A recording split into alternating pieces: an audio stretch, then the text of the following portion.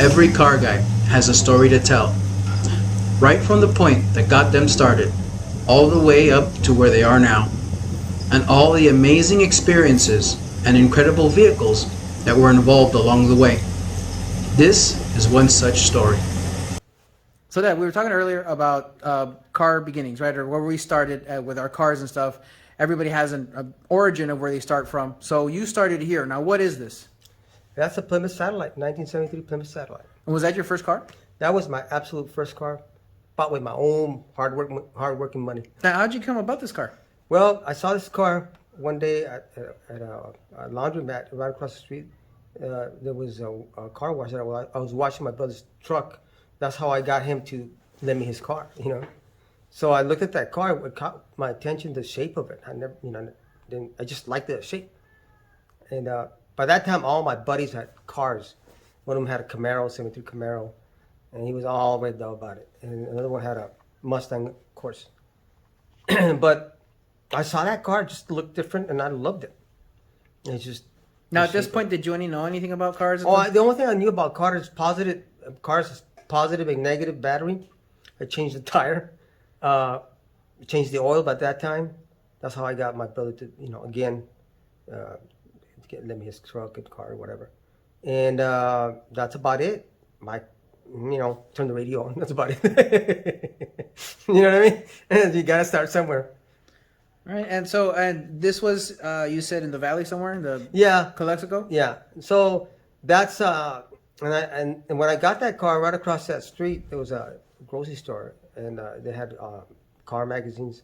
That's where I would go. I spend most of the day when I was off. During my break from school, whatever.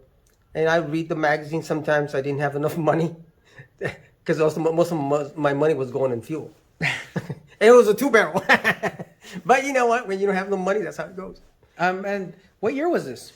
This is that one. I want to say that's 1980 or 81. I think it's 1980, something like that. Okay, that was a while ago. Yeah. And so you started here.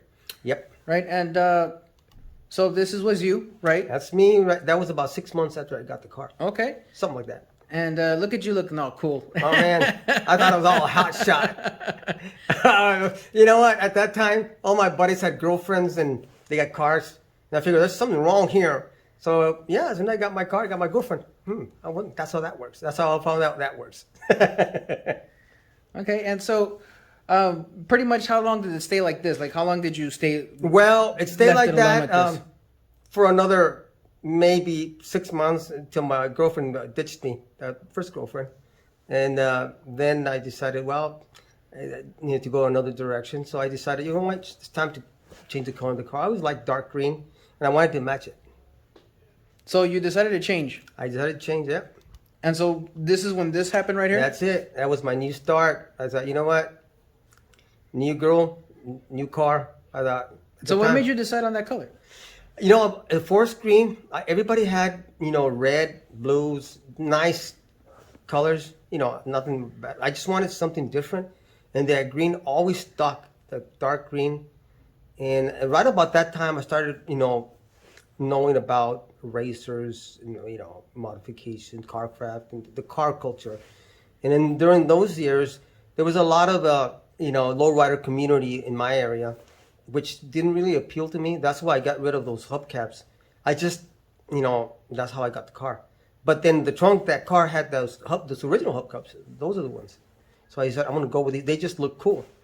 I wish I had some wide tires. I was going a different direction.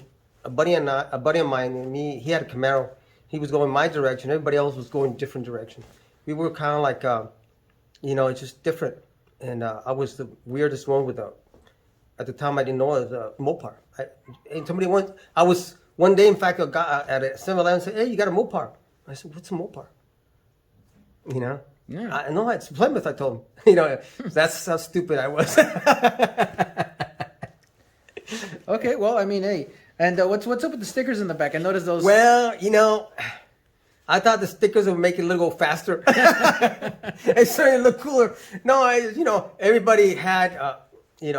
stickers when they did some modifications. I remember at school, some of the guys had more money. Maybe their parents or whatever buy them these cars, and they would buy them aftermarket parts. In fact, in those days, you could put some headers in your car.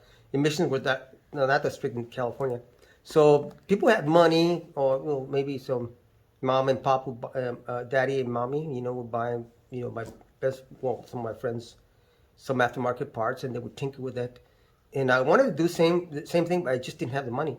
So I would get the stickers from them. And they would give me some stickers, so I put them on. And, that's how it started. That's the route I was drawn to, That's that simple. Okay. And so from here, how long did it stay like this? And this... I think it stayed like that for about maybe a year or two. And then the paint, it was a shoddy paint. Maybe it was a $500 paint job. One of those. What was that called back then? It was Mako. What was it? Mako. Mako. They're still around. The $300 paint job. They're still around. And it was worth all $300. But it worked. I mean, I didn't do anything. That was the only thing I did to that car. Okay. Painted it. All right. So obviously it didn't stay like this either for very long. So tell me when this started. Yeah. Well, that's when both of the girlfriends ditched me. Then I was really a rebel.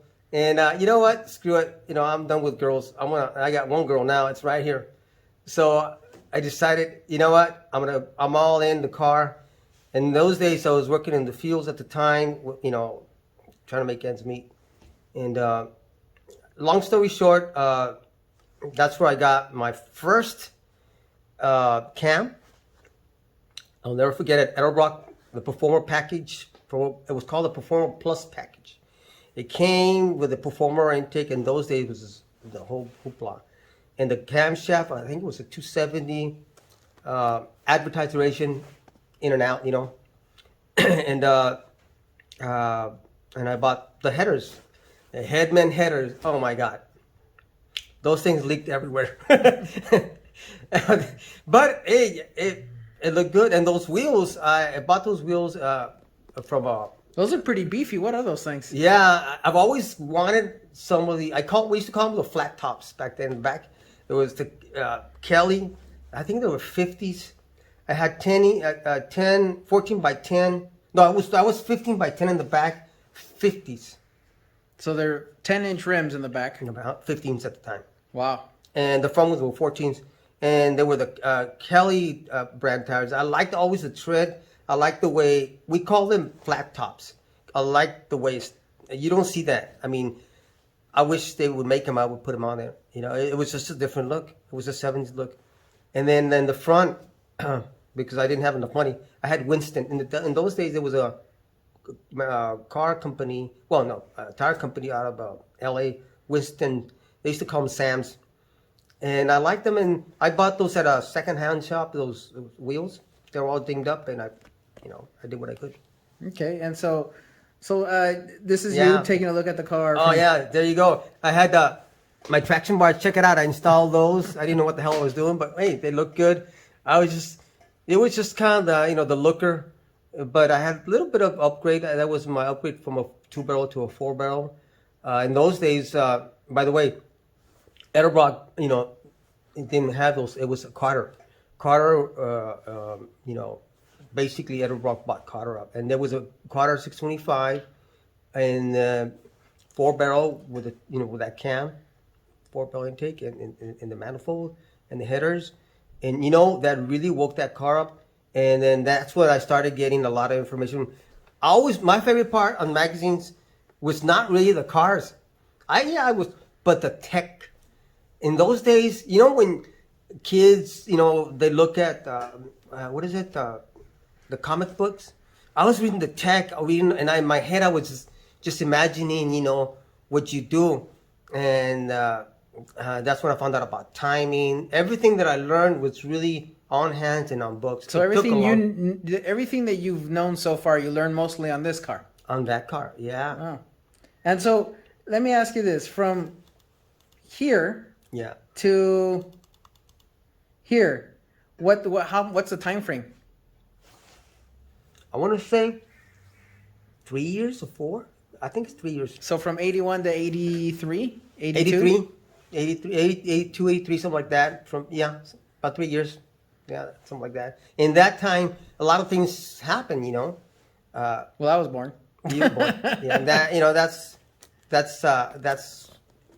when that happened. And I mean, I was going to a different direction, and I was, you know, I gotta tell you, in each part of that history of that car, you know, even though it looks crappy, that was my favorite one. Do you know why? Because not only you could I wasn't worried about somebody dinging the door, you know what. I learned so much. That's like, you know, somebody opened the door in my head, all that knowledge, and just, you know, tinkering. That's what I did it. And you had the energy, you know, you had all that stuff. And so, all right. So moving forward a little bit, Yeah. what happened to this car? Well, my brother and I were driving along. So first, this my- ended up green, right? Yeah, ended up. Then after that, ended up another green, It was a meaner looking green, and it just didn't have, you know, the trim. It didn't have a lot of things. It was more of a, you know, kind of like I call it a performance green with that look.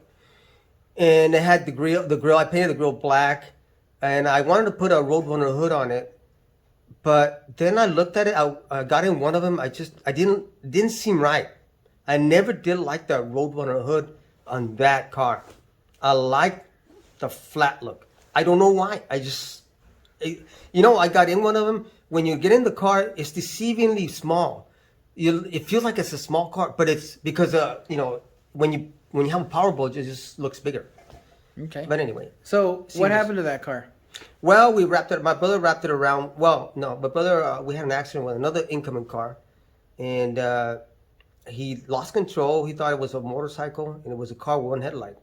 And the guy was coming in the middle of the road with two-lane blacktop. So long story short, you know, my brother misjudged it. It actually was the other guy's fault because he was in the middle of the road. He just tried to, you know, maneuver around him. But what the mistake, a rookie mistake he did, I think, is that when he was pulling over, you never brake when you're in gravel. He just kind of like, let us slow down, don't brake, because if you have two tires on pavement and two on loose gravel, what's going to happen? Yep. And that's what happened. And we ended up, he was already at the right shoulder, slowing down to let the guy pass through, and then the car just went and bam, hit him right on his slide. Oh wow. And that was the other. But anyway, that's what that happened. That's where that car ended up. So what became of that car? You know, that car has a more history. We went back. This was about 4 hours from home, closer to LA. So I got a buddy of mine to go drive with me. You know Ricardo, no? Mm-hmm. A friend of mine from Mexico. In those days, Yeah, I remember him. Yeah, we rented a buddy of mine lent me a truck, and I got a tow dolly, and basically we drove it back home. And that car ended up in Mexico. Okay. With my friend, and I just couldn't afford the mechanics, and so what we did, we pulled the engine out, we stripped it down, and there's more to that engine, by the way. There's another history. Yeah, I know that. We'll get that to in a minute. No, hold on. That's a different. Stop. So you were also telling me that you raced your brother in his brand new car. What was it at the time? Yeah, it was a Shelby 2.2 turbo. That was the thing, you know. So what happened there? So we had another buddy, and actually at the time he was kind of like my sister's boyfriend or wannabe boyfriend. He was a cop, and he had a Corvette.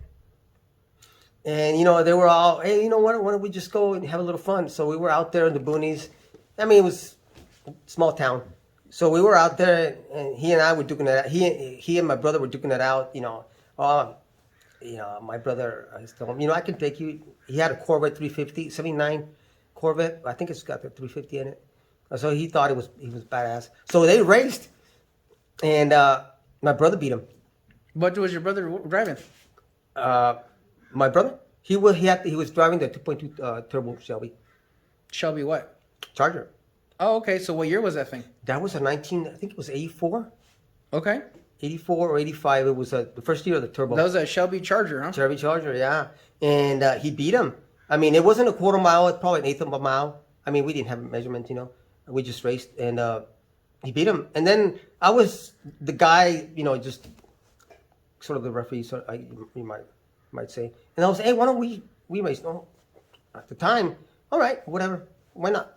So I took on the Corvette, and I beat them. I beat the damn Corvette. I was, what? You can't beat me with that crap. And we did it again, and I beat him again. But by that time, it was a 318 low compression, but I had headers on it, and I put a Transgo shift kit on the 904, and I know now why I beat him, because of the 904 transmission. That's why. Okay. All right. So and then I raced my brother, and he said, "Wait, why don't we race?" Okay, and I beat him. Oh, sorry. And I beat him. I was like, "What?" So you beat I didn't beat him by much, but so I you barely raised beat your him. brother and your friend, and you beat both of them. I beat both of them. Yeah. Wow. And That's then in a car that, quite honestly, wouldn't have been considered that fast. No, I thought. I mean, the car is not considered a performance car, but by that time, I've done some things, you know, to improve some of the flow. That thing had highway gears, didn't it? Highway gears, 276, I think, or 272. I think it was 272. But you know, and it had air conditioning. The headers, nothing special, and no modifications to the heads at all. It was just headers and the intake. All right. Well, so that closes up the chapter on the that car. Satellite. Moving on to the next vehicle in your timeline, right? So that Yeah. was the Satellite was gone. It was done. It was done in Mexico. Okay, so when exactly did you come into this vehicle here? Well, in those days, First off, tell me what it is. it's a 1974 Dodge Challenger Rally. Okay. And that's when I started, by that time, more knowledge about performance vehicles. I saw that car Where'd you find this thing? across the border.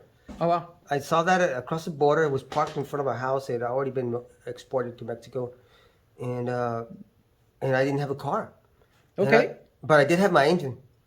Okay, so you kept the engine from the transmission. The transmission, correct. okay. The heart. So the engine of the satellite, the engine and the transmission of the Satellite went into that car. Yeah, Okay.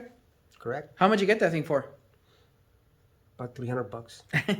Okay. I'm not kidding. About $300, yeah. And what condition was it in? Let's just say rough is a good condition. It Really? was worse than rough. It Oh, was wow. pretty bad. Okay, and so you put that in by yourself? It was that engine. A friend of mine helped me. That's when I got more and more familiar with my Richard, the Mexicali guy. Mechanic? Mechanic. That's why I got to know him more. And I mean, I paid him a few bucks, you know, and a dollar goes a long way in Mexico, you know. So yeah, and a few beers, and we got it in there. And those days, time was really tough. My health wasn't the greatest thing in the world. Jobs weren't very good. I couldn't get a job really good. And then What year is this? This is probably 84, something like that. 84, 85? Something like that. It's 80, 45, yeah. Yeah. And in those days, it was, you know, you have good and bad times. Those was definitely bad times. And, well, you were what, 3 or 4 years old? I don't remember. Yeah, something like that. And then, you know, I needed wheels, so I put that engine and tranny in there, and that's what I rode. So that was your daily That also? was my daily driver. Oh, wow. That sucker had 355 gears. I mean, mind you, wait, check that. Sure grip, not positive. Sorry, Mopar people, but anyway, it's 355 sure grip, and it had the 318, and I put the 904, and it worked fine. I have vague memories of being on the fender of this car when you were working on it. Yeah, and that car, it was rough in the sense that not a lot of rust, you know, but it had a vinyl top, and obviously some rust was accumulated there. But So the body was beat up or the something? body was beat up and bundled up like you wouldn't believe. But you know, it had a nice scoop, and I thought it was cool. It had a lot of get up and go, but man, that thing at 4,000 RPM, you were maybe 80 miles an hour. Think about that. Maybe at 60 miles an hour, you were over 3,000 RPM, something like that. And so, how long did you have this car for? I had it for, I want to say 3 years, something like that.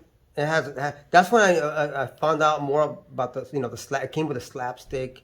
It had all the rally instrumentation, 160 p. I mean, it was the top of the line for the. Yeah, these cars are pretty special, right? Yeah, I mean, later I found out they are pretty special. I mean, by that time the performances was on its way down, but it still had the looks. A lot of people did like the front end. I kind of did like the front end. It was, it was weird, but it was just mom, you, and me, and that was it. I didn't make much more than the Satellite and the Challenger. It was just a downtown car with daily driver for 3 years, and and that's where I learned a lot of stuff because the car was so rough. I tinkered a lot with that car. That's when I started learning about timing. That's when I started disassembling distributors, carburetors. By that time, that car had a 650 double pumper, Holly, and it had a electronic ignition. I already messed with the timing curve. That's when I started all that stuff on hands. Not a lot of information on books, no internet. Okay. And so, whatever, like that car, you had it for what, 4 years, say, right? Something about 4 years. Whatever happened to that car? Well, the emissions started getting rough here in California, and when I had to do the renewal of the license, they wanted me to replace all the smog crap that people took off, over the years, and to replace all that would have been just economically not feasible. I just didn't have the money, so I had to let it go. So I took it to my friends down across the border. You know what? Do whatever you want with it. So I just need the engine and tranny. Okay, and that's what happened. We took the engine and tranny, put it in aside at his place. Okay. And so that engine and tranny went to live onto something else. We'll get into that in a bit. Yeah. But so that's the end of that That car. was the end of that. Okay. I was sad to see that car go. Okay, so moving on to the next car, right? Yeah. What do we have here? Well, there was a common theme kept coming up. All the cars that I liked, they were just all Mopars, and it wasn't all coincidence. It just I don't know, I just liked them. And So a quick reference for the people who may not know, that are watching the video. What is a Mopar? What does Mopar stand for? More overall performance and reliability. Okay, so that's the accepted thing. Yeah. All right, and so what exactly is this Mopar? This particular car? This is a 1968 Dodge Charger, which, by the way, it wasn't red; it was gold colored at the time. Okay, so this is right after that. Yeah. You were. I want to say maybe you were like 8, Okay, so this was 7 or 8 years old. 90 what exactly? I think when I got that car, might have been maybe 91, 92, Okay. something like that. And the way I got this car, a lady worked at a nearby lounge and hotel, restaurant, and lounge. She worked at the lounge department. And every time I would drive by their home, I see that car right there. Remember I told you that? You were a little kid. You remember that? Mm-hmm. I want that brown car. I do remember that. Yeah. I want that brown car. You want that? You would. I remember you were small. Yeah, you want that, Grandpa, Dad? Yes, I do. And one day, I drove by and it had a for sale sign. And I thought, dang, I better wait for it here before somebody beats me to it. So what I decided to do that day, I decided to wait for the lady sign.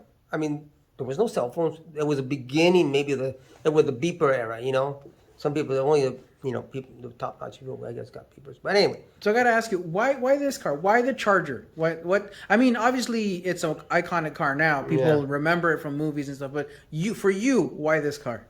Well, what I liked about the Charger, Bullet. Okay. The movie? The movie Bullet. Everybody liked the Mustang, and rightly so. But I just saw how that Charger looked on that movie. So you would say wow. that your kind of Mopar journey started with that movie. Correct. Okay. When I saw that movie when my So you saw this in theaters? I saw it in theaters with my brother when I was, I don't know, 8, 9 years old, something like that. And I didn't know what it was, but when I saw that car, hey, wait a minute, that's that car, So yeah, that's why. Since then, I wanted a car, but I never thought I'd see one for real. I mean, I thought that was way out of my reach. Where am I going to see a car like that? And there it was. That's a Charger. And yeah, so the lady came out of the work, and I don't know what happened, but I missed her. By the time I realized she was already on her way, so I followed her, and she lived a few blocks away. That poor lady. Yeah, I followed her. She didn't realize I was following her until we got there to this apartment complex. And oh, as you have the for sale sign, I mean, understand there's no cell phones. I mean, it didn't have a number on the stupid for sale sign. It was for sale and the price. And how is he gonna contact? So anyway, yeah, she said, well, it's not my car, it's my husband's. I mean, my dad's car. Long story short, okay, where does dad live? Turns out he lived in my old neighborhood. I told her I was gonna go over there, so I did go there, and it was close to where I used to live. And I asked him, "Is this your car?" I told him, "Yeah," and he says, "I'm interested in buying your car." Okay, how much are you asking for it? But before before we go any further, I want you to promise one thing if you do buy that car. And he says, "What do you want? What is it?" Because he was going blind, had diabetes, and I said to him, "What's the problem? If you build this car, if I sell you the car, will you promise to rebuild the car?" Well, of course, it's for me. No, but I want to see it. I'm not going to be able to see pretty soon, and I'm tired of my daughter's boyfriend just abusing the car, and I just don't have the heart to take the car away from her. And that's what he told me. And I said to him, "I promise, but I don't know if I can afford your car." I thought it was a gazillion dollars, and for me, he said, "Yeah." He says, "Give me $500 for it." And I'm like, "Oh, that's expensive. I didn't have $500. So I said, "You know what? I got to find out." I told him, "Can we talk later?" "Yeah." And he says, and if you don't have the money, we can work out a deal. You can pay me in payments." That was how broke I was. $500 was a load of money for me. In those days, times were really tough, It really was. Anyway, so yeah, I bought it eventually. And eventually I got to this point. That was the first paint job. And I got, in those days, center line looking wheels. That was all. And I took it over to him to see it. And he loved it. He almost cried. Because people. So he got to see the car. He got to see the cars. You know what life is about? Life is about people reliving their lives through some of the things that they have. And that's when I started understanding a lot of this stuff.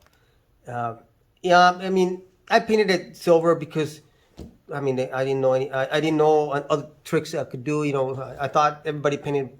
Maybe black would have been better. So at this point, you were using that knowledge you learned from the first two cars Correct. on this one. Yeah, and by that time I'd already knew. I've already learned a lot of mechanical parts, tuning particularly.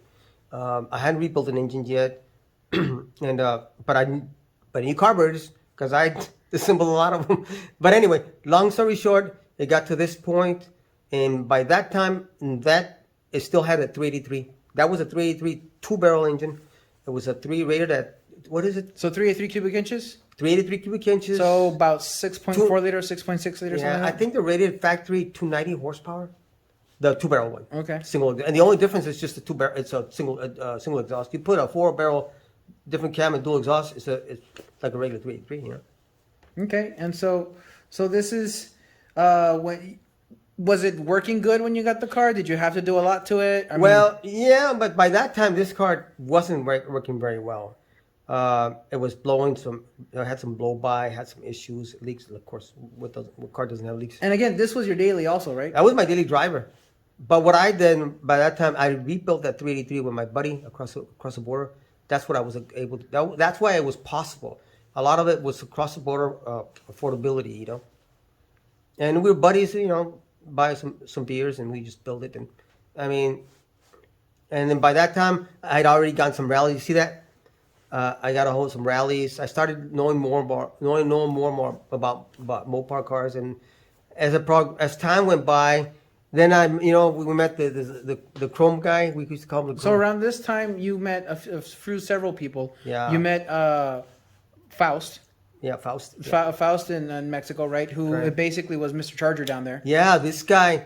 One of the reasons I was able to build this car, that guy, all he did was look around Mexico, and I'm not kidding, go to different places in this particular town called Mexicali, and he would look for these cars in people's homes because a lot of these cars were exported to Mexico. So he would go and they were out there and sometimes on the backyard, and he would buy them. He had up to 20 chargers at one point in his backyard.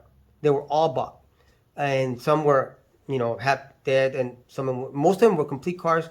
Maybe some, didn't have the engine. Some they did, and some were, the engines were blown, whatever. But a charger is a charger, no matter how you slice it. But think about that. I mean, wow. And he was my parts guy. I would go there and buy things that I needed to complete this car. It was amazing. So around this time, you started more and more restoring the car. That's when I started going into more restoration oriented, and yeah, there you go. So restoration. So how long did it stay restored like this? God, it didn't stay long because when I had it that color, remember that guy? He rear-ended me. I remember you had it like this for a little bit, and then we went to a what was it? A 7-Eleven. 7-Eleven, and he ran into it. He backed into us. He backed into us, and I was pumping gas. I'm like, how long after restoring the car did that happen? About a week. Oh dear. He broke my grill, and then at the hood. Where in the heck am I gonna get a grill like that? But I did. Okay, so this lasted how long for like this? And then the wing obviously isn't. Well, the wing, no. I mean, that was when I was going a little bit of a modification. That was trying to find the sweet spot. I mean, you have to have fun, Yeah. Okay. So, and this was early '90s, so these weren't worth that much. By that time, that was before '95. Before '95 was a pivotal year. That's when the internet started kicking in. And before the internet, this car... Well, there was no eBay, nothing. None of that stuff. It wasn't worth a lot of money. I mean, it was worth... Some people knew what... But it wasn't worth what it's, what we're worth now. I mean, and by that time, this car was worth... Let me give you an example. At one point, I was so hard up on money. This car was for sale, and somebody was giving me $4,000 for the as is, and I almost sold it, but I held back, and I'm glad I did. Okay, so... Now that we've got, so you drove the car, this was running. So let me, real quick, before we get, what happened here? Oh, well, that's when, that's when Pandora's box opened. So this is, to clarify to people watching the video, this right here is your buddy's garage, right, in Mexico? That's my buddy. He didn't have he didn't have a shop. Let's call it a shop. A home shop. He worked out of his house as a mechanic. This is Mexico, and people do what they can to survive, and he was a very good mechanic. Everything he did was outside. And let me tell you, none of the engines that we built ever failed.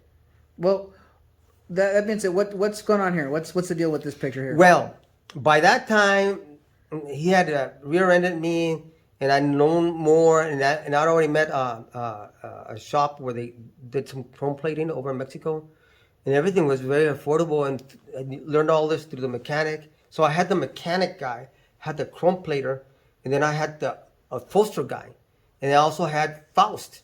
So I had parts, a guy who would help me, and I had a shop that would re-chrome, and upholstery guy. So I had everything. And so that right there, you're working on the car pretty much. Yeah. By that time, I said, if I'm going to do something. By that time, you were 16? Probably. I thought to myself, I've always had a good sense of timing. This is a great opportunity to do something with my son, and this is where it's going to begin. I'm going to go all out. This is when I started helping you a little more. Yeah, you were helping it all. That's when you started going into cars. Remember that? And, yeah, I do. And then I thought, this is the time we can build something together, and it's going to be a lot of work, a lot of money for me, a lot of effort. But you know what? It's something that you'll do, and then nobody will ever take away from you. Nobody. So this, again, it looks bad, but... And then I would go across the border after work. I think we spent every weekend there. Every weekend we go and we work on my car. And he would work meantime on another project, because mind you, he's a home mechanic. He has to make a living out of that. So he's working on other cars. So he was just letting us work on that car. Yeah, but he would help me, so I had the knowledge there, and I also had... a tutor, basically. And I had everything and a place to work on it. And So now there that you go. so we're talking about that. What is this? Well, by that time, okay, there's a lot of there's a lot of space that a lot of things happen in between. But by that time, I already talked to him, and he said, you know what? Why don't we do this? So we had. So first off, is this the same engine that was in the car to no. begin with? No. What is this? This is a 440. 440. Okay, so for the guys out there who only deal with liters, that's a 7.4 liter? Yeah. Yep, 7.4 liter V8 American iron thing. Yeah. Now, why is that important? It's a 440 HP, and basically that's when I decided to go all out, and I had his help, your help, and I had everything was coming into into focus. Everything was coming together. And I said, this is the time to do it. So this happened over time. I mean, it started with one. Everybody's journey on a project starts with one thing. You know what started that? The manifold. The intake manifold. Intake manifold. At the dual quad. I thought, what? I got that dual quad from a guy up in El Centro, California. Remember that guy? That guy had a 426 Hemi. It was a 426 max wedge, and he also had the Coronet RT. Remember that? Mm-hmm. And I wanted to buy it from him, and he didn't want to sell it, but he sold me those parts, and I got the carburetors from him, and that's how I started. I got to make this work. Okay, so this is obviously not done yet, but we got all the mock-up set up here. Yeah. And this thing had AC, right? In those days, it was all about chrome. If you look at the picture, right down to the AC pulley was chrome. I didn't know whether it was going to slip. It probably, trust me, the belt slipped a lot because of the chrome. But who cares? It looked good. In those days, that was the thing, People don't understand that. And it was affordable. The carburetors, by that time, I was an expert building these stupid things. And I had completely torn apart. Those carburetors are chromed. Real quick, rattle off what's chrome in here. Carburetors are chrome. The manifold is chrome. Alternator is chrome. All the brackets and pulleys are chrome. The power steering pump is chrome. The power steering box is chromed. Water pump. The water pump is chromed. The hinges are chrome. It was just everything was chrome. And look at the linkages on the progressive linkage. Oh, by the way, there's a little note on that. That we made that was a dual plane, dual quad, but we dual plane, and the way we did it, we had staggered carburetors. Yeah. Right? So to people who don't know, the rear carburetor is what starts pulling the throttle, So the rear carburetor is slower than the front carburetor. Mm. So basically you get a little bit of both, and it worked. By that time I had tuned those. They weren't tuned there, but it took me a while to get them going, and no AFR. And the AFR in those days was, oh, look at my fancy phone. Okay, so and this is what you tuning, right? So this is the car back. This is after I've done the car. Notice the grill. Mm-hmm. By that time, I'd gotten a little bit better with detail in. Notice the RT. To me, this car by that time was a clone RT. I had a Sure Grip by that time. It was a 323. I had a 440. So normally people would stop right there, basically, right? There. Right? But you didn't stop, did you? No.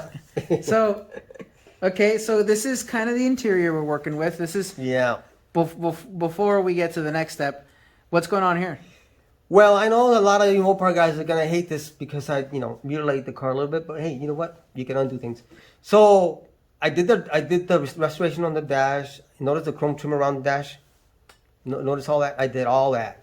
Okay. And we got a little switches here. Yeah. So the switches were for what? Well, by that time, notice the seats. Those came off for a Conquest. Remember that? I had those. I had those done across the border, and I like the adjustability on those and more support. But so, keen-eyed people would see these scoops sticking up the front there. We'll get to that one in a sec. So this was your spin on the restored interior, yeah, right? I wanted to do something different.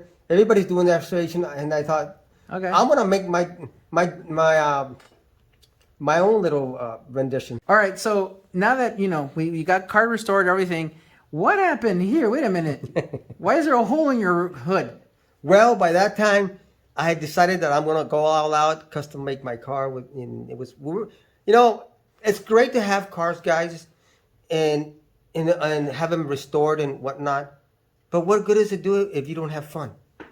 In those days, we were going that something that you and I did. Remember that? Something together. And we wanted to do like a cannonball type of car. To anybody who's familiar with those movies. So we decided to cut the hood.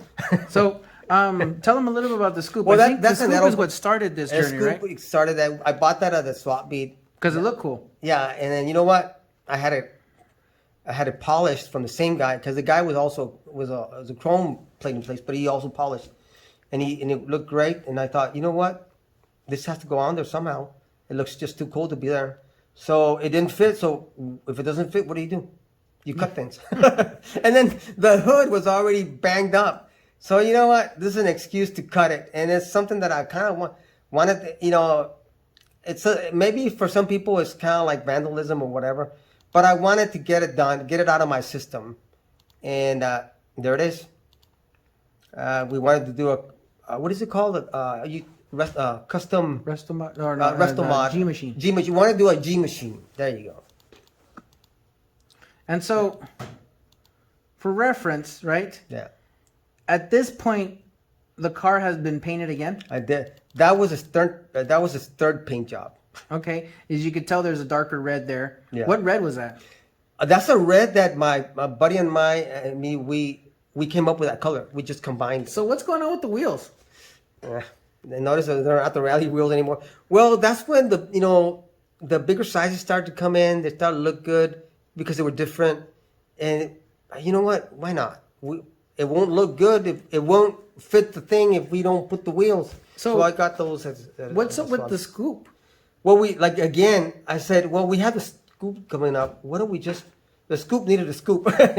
And guys, if I'll tell you why we did that. And there's a reason for that. The reason for that is because we wanted to ram air, the scoop, but at the same time, I didn't want water to go inside. I didn't. If you look at my house, there's no garage. So at the time, we didn't have a garage. No, and then the tarp, they just scratches the cars. But it looks like it grew a few more scoops. We got a couple on the side here. So what we did, my friend Fausto, he had this the RT scoops. I bought them from him, and we just started slapping scoops everywhere. So these are the seats that you swapped out. Now explain to them what these seats are. Well, those are, the rear ones are the original ones from the car, but the front ones came from a Conquest, and we went with a theme, the Demon. So we wanted to create our Demon carburetor. We combined the Demon and then the Charger, so the Demon Charger. So this was before there was such a thing as a Demon Challenger. Correct. So I was the first and one. so right here we're looking at, let's see. So this is a better picture of what had happened. Yeah. So we got the scoop in the front, right? Yeah. We got this air drum, and I believe I was the one who made that. Yeah. We went to the junkyard. We got it from a Daytona. Remember that? Yeah. So we decided, well, we went out this far. It needs an air dam. I made this air dam. I remember that. And then, so these scoops are actually, the side scoops on the back are from a 70 RT Charger? 70 RT Charger. I mean, at the time we didn't realize it, but that was amazing we even saw these things. Yeah. God. We still got the wing in the back here. Yeah. And what size are these wheels? I don't know if they were 17s or 18s, and by that, to me, they were like, they were awesome looking because it was fresh, it was new, and they were used. So I bought them at the swap meet again, and we had to put some spacers on it. And okay, so what is this thing? that's my entertainment system. That's my overhead console, cassette, radio, AM/FM equalizer. So you would play it, and it would work pretty good. And I thought it was cool. It was just something just a custom. Okay, and so like you said, Demon Charger, right? Mm-hmm. I mean, overall, it was a pretty mean-looking car by this time. Yeah, I'd say. So how long did it stay like this? I think maybe 2-3 years, maybe 3 years. Okay. And you took this all over the place, right? That was my daily driver. And didn't you tell me there was a guy who wanted to trade you a car for this? Oh yeah, let me tell you about. By that time we were going to car shows now. Remember that? Okay. and we had gone over near San Diego, and we drove that car as a main voyage, and we took those pictures. Remember, that was the first main voyage there. That was out in the desert over there. We drove it, and anyway, we went to a casino there up in the mountains, and they had a car show on the parking lot, and there was a guy there with that really was drawn to my car. He literally got his little. He didn't get a chair. He got his drink, I think, and he went straight to my car and sat down, and he was just looking at the car all the time. And he told me, "I have a 71 or 70 440 Cuda with a 4-speed." He says that is not complete, but everything's there. He says, "I'll give you a straight swap for your car." And I always wanted a Cuda. By that time, I already knew about Mopars and I knew everything. But it was my main voyage. I couldn't believe I wasn't gonna enjoy it, and that was our work, And I really thought about it, and it could have gone either way. If I would have kept that, if I would have made that trade, I'm sure it would have been a great deal. Also, think about it, 440, A real one, yeah. a real one, 4-speed. But this is you and I creation. How can you put a price on that, Oh, by the way, you see these buttons on the bottom? Yeah. Well, I've got the adjustable timing on that. So that little handle there, if you can see, guys, where the knob and the buttons at, he's talking about that. What were those things? Well, the knob was the MSD adjustable time. By that time, I'd already know about that. I like that because you can advance the timing, and you can affect performance with that. Use cheaper gas if you had no crunch, or you use better gas. You increase the timing. You want to hear that cam, you retard it, and you can hear that cam. The other handle, that's where I got my switches for the overdrive. Oh, by the way, I didn't mention that. By that time, we had already installed the 518 overdrive from a. So this had a 4-speed automatic. A 4-speed automatic by that time to go with those gears. So think about it, 440 with 323 gears and overdrive with lockup. Wow. And so, like Yeah. I said before, this stayed for how long like this? For 4 years? I want to say maybe 4 years, something Okay. like that. So, so now that you had this for a little while, right? You Yeah. were driving around. I know you were taking this to work every day. I was taking it to work every day. So It was like crazy. what led into the next stage of the car? Well, mind you, by that time, you're talking 2000. That was 2, maybe. Yeah. So the internet was already eBay. Well, in whatever. particular, what movie came out around that time? Fast and Furious. Okay. So. And why does that matter? Well, the Charger. So that gave, just tremendous demand for this particular vehicle. And I found out the hard way. What happened, I went to work one day, and when I was coming back, I lost the wheel. I spun out, ended up in the ditch, and basically somebody had tried to rip my wheels off. All my lugnets were loose. So either it was a malicious attempt to do some harm, or they just wanted the wheels. And I thought to myself, this thing's gonna kill me. It's too desirable. I gotta get rid of it. And that's what happened. And this is the next stage. So in order for me to do that, I thought I need to get some money to restore this car so it's appealing to people for other people. The other one was my own So personal. this is where you were working towards possibly selling the car. Possibly selling And it because of because of the accident. the danger. The danger, and I just couldn't afford that. What if something happened to you? What if something happened to you? Because people are crazy. So what happened is that And we had nowhere to put it in. nowhere. So at this stage, right here, right, what had you done to the car? Like what have you done? What have you removed? Because notice the scoops are gone. Yeah. So what happened here? By that time, I'd taken everything away from the car except for the dual quads. It still had the dual quads, by the way. I had another hood from my parts guy, like I told you. And this is the look of that. I changed the compressor so it could fit. I kind of remodified everything so that everything will fit sleek underneath the car. Kind of what So it's a you little see- cleaner. Cleaner. It's kind of what you see now. If you look at it, and it had by that, and I actually installed some road lifters. For you guys, the road lifters increases your vacuum, and it at idle, and basically It's an old school hot rod thing. it's a variable timing thing. For those of you who don't know, But anyway, that's how I got the car to work with the power brakes and you know. So what was unique about this the combination. iteration? Well, you know, that as another paint job, I had already fixed I noticed you added the vinyl top. Yeah, I had a vinyl top, and that's how it originally came. And then I replaced the rear quarter. But remember that? Okay, yeah, where it got hurt. Yep. Yeah. So I redid the whole front end. I did I mean, right down to, I mean, complete restoration. The grill was meticulously redone. Literally, it was incredible. It took me about 3 weeks to finish the grill. From that to that. And I mean, that was a beautiful, but by the time it was done, we had added power windows. Remember that? In fact, we developed the first prototype to make the rear windows. Power windows, I remember rear power that. windows, because they didn't have a kit available. And the nice thing about so the people at home watching this, I had made a single button all windows down Yeah. thing that was pretty cool.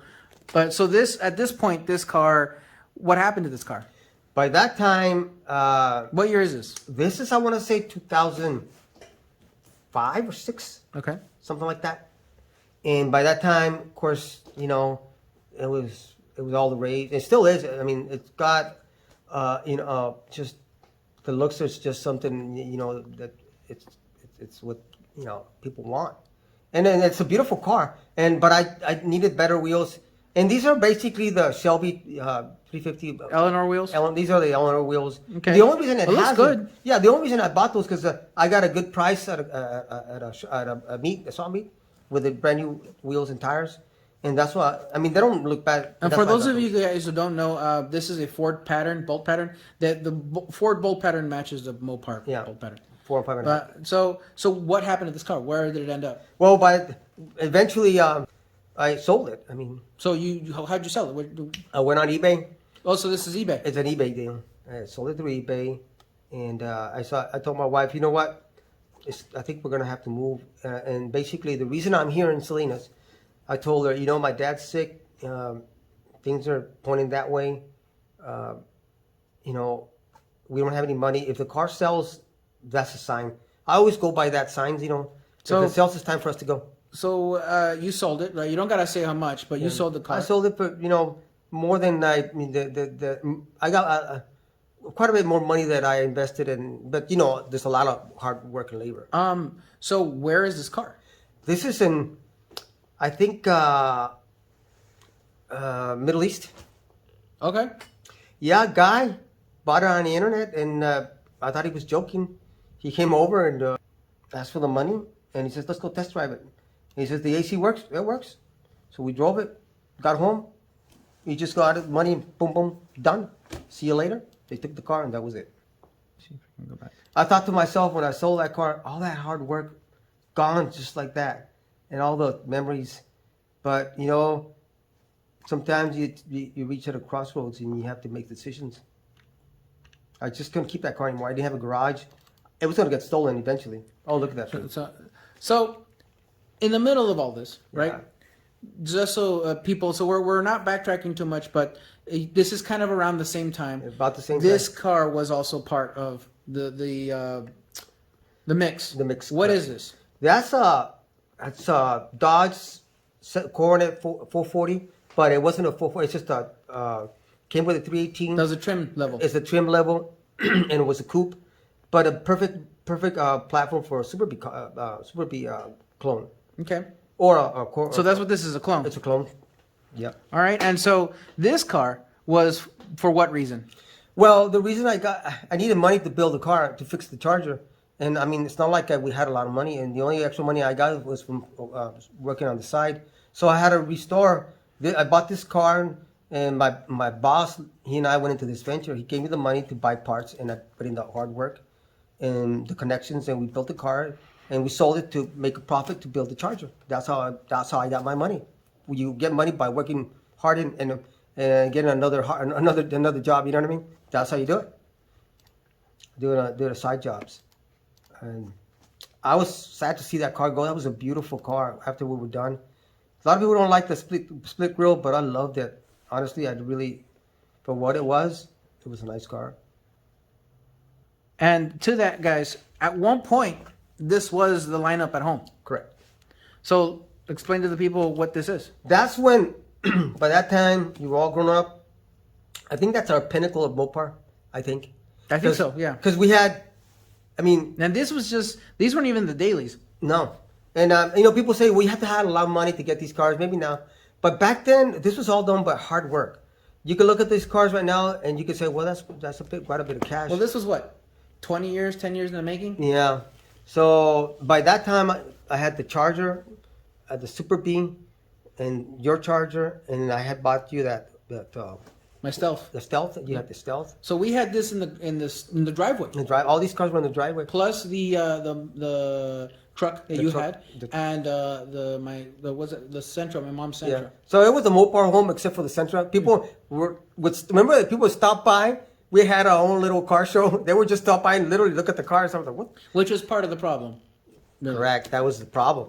Okay. It was nice, but So Yeah. this lasted for how long, you think? 5 years? well, yeah. I mean, about 5 years while I was building that car. Okay, and so basically, this essentially ended the minute the Charger left. Correct. Okay, so now we're because gonna... I had to sell that. I had to sell the Corn. I mean the Super Bee clone to build a Charger. So essentially, what you're looking at is the end of Calexico. That was it. Because after that, you moved up here. moved. All right, so you moved up here, Yep. right? And Charger's gone. Charger, nothing. All that stuff here. No, so no Mopar. It's just that. then you come across Oh, it's this. Mopar. What happened here? Well, I was down because I didn't have anything in my truck, my Dakota, and I thought I had the little the bug, I needed a car, and I was going to my sister's house and I saw the Duster parked. Oh, that's nice. And one day, So this is a Duster. that's a block from where my mom lives. My sister lives. That Duster. That's where it was. That's where it was. So what happened is that I stopped by. This was a for sale sign, and we made a deal. And it wasn't cheap. By that time, I bought that car, and I bought it for what it was. I bought it, I'd say, pretty expensive, but I liked it because it was a numbers matching 340 with a sunroof. Would you say this is the most you've paid for a Mopar? Oh yeah, by far. But by that time, Mopars had gone up through the roof, and I thought if I don't get this car, I'm not gonna get one. You know what I mean? And it was kind of rough, but yeah, it was one of the few cars that actually had numbers matching everything, and it was a performance vehicle and then it had the 340. Okay, so what's special about this particular Duster? What year is it? It's a 1973 Plymouth Duster. It was a lower compression engine. So this is the last year for that the engine, last year right? for the 340. So, but the last year, the 340 had the sunroof. I looked at that. I thought I thought that was custom made, but it was custom made from the factory. It was a factory done by American Sunroof. I thought that was pretty unique. I thought this has got to be worth some money. I've never seen one. So was this ready to go when you got it, or? Oh no, this car was far from ready to go. Are you kidding me? So yeah, this thing had rust everywhere. So I bought it, and by that time you weren't here yet. Remember that? You got here later. No, I was not up here yet. Yeah, so I bought that car, and I had a buddy of mine. It helped that you at the time. I think you lived like 2 seconds away from an O'Reilly's, right? Yeah, I basically lived in an apartment that I built that car every day after work. I would go across the street or O'Reilly's and buy parts. And I lived in an apartment, but the apartment complex had a semi-garage, so to speak. It didn't have a door, but it was sort of inside. So I would work on the car every day, just to get it running. So how long did you have this car? I had it. I think I bought that car in 2008 till 2012, from 8 to 12, I think. So 4 years. For 4 years, and they had rust on the roof. So you had to redo some of the things. A lot of it, and then remember when I went? Actually, I went to the junkyard. This car actually has a part from a Jaguar. Remember Really? that? Yeah. So a piece of the roof was rotted out, and where are you gonna get a piece of that? So I had a friend of mine who welds, and I thought, well, that Jaguar from the '60s, that roof line looks kind of similar, at least that piece. So I went there and I hacksawed that piece, and hacksawed the round piece of where the sunroof was rotted out, and we welded it and made it work, and perfect fit. Just that little piece. That was a corner piece. So you can say that car has a little bit of a English blood in there. Okay, so Interesting. So that car, right? Yeah. You had it for 4 years. What happened to it? Well, once I restored it, again, eBay. Some guy, from Australia, yeah. I thought he was joking, and he wanted a car. He saw it. I just put it on eBay just to see what they're going for. And I like A bodies. I like the Duster, but I've always been a B body guy. I kind of always thinking about the past. By that time, I was older. Honestly, I was thinking that. When you had this car, you bought this. I bought you got this. Well, yeah, but I was. You had both cars around the same time. But all the while I wanted to go. You can't keep. I wish I could keep everything like Uncle Tony, but you got to make a decision. So I had to sell that. So this car left. So you had the Duster for a little while. Yeah. For 4 years, you said, yeah. right? And in that time, something else happened. What happened? Well, got the Satellite. So this car here. This car, it was that color, and the grill was broken. It was kind of a fiasco to get it here. Now, give the audience a little backstory of how we ended up getting this car. Well, we were at Turlock. I didn't know about Turlock because we're in. What's Turlock? Turlock is a big swap meet here in Turlock, California. Turlock, Central California. So, long story short, we went there, and the car was for sale from one of the guys there, and the first thing that caught my attention was a Satellite CB Plus, and with a console, bucket seats, and power windows, cruise control. What? I've never seen it. What is this? And I fell in love with the car. When's the last time you saw a good one? I haven't seen one good one. This is it. Especially that vintage. Yeah, I've never seen a Satellite with power windows. He drove it there, right? He drove it there. I couldn't believe it. I thought that all these were add-ons from the guy who had the car.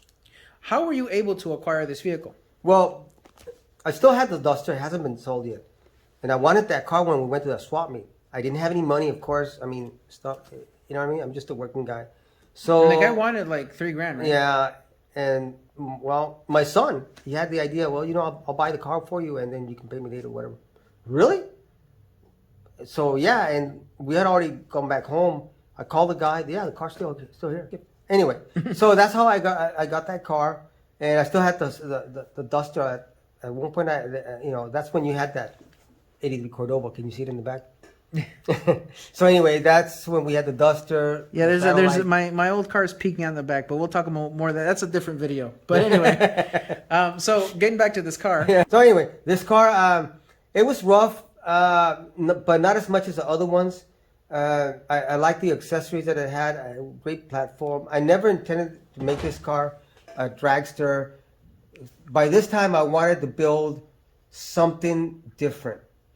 So, at this point, you've sort of bought back your car. Correct. Okay. I always wanted to go back and buy my original car. You know what I mean? But that car was gone. Yeah.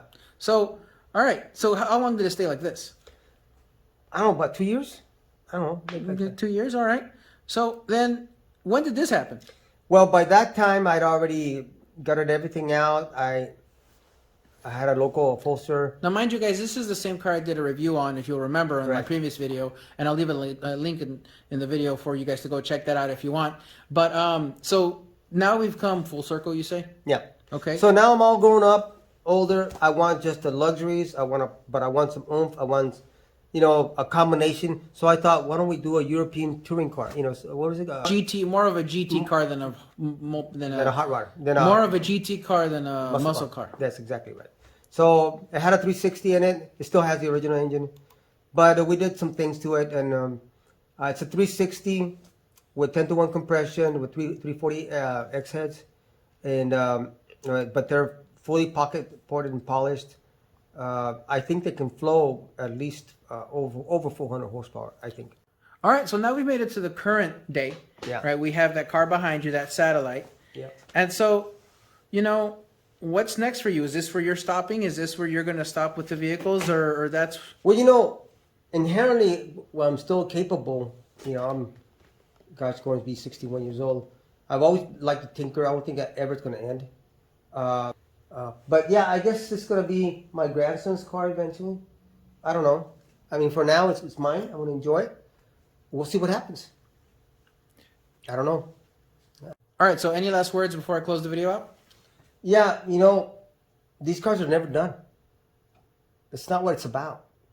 It's about the journey, and you know, doing it. They're never gonna be done. You know, people say, when is it gonna be done? There's not. That's not the point. The point is that you're having fun and you're tinkering and trying to improve on something, and you learn along the way. That's it. All right. Well, thank you so much. All right.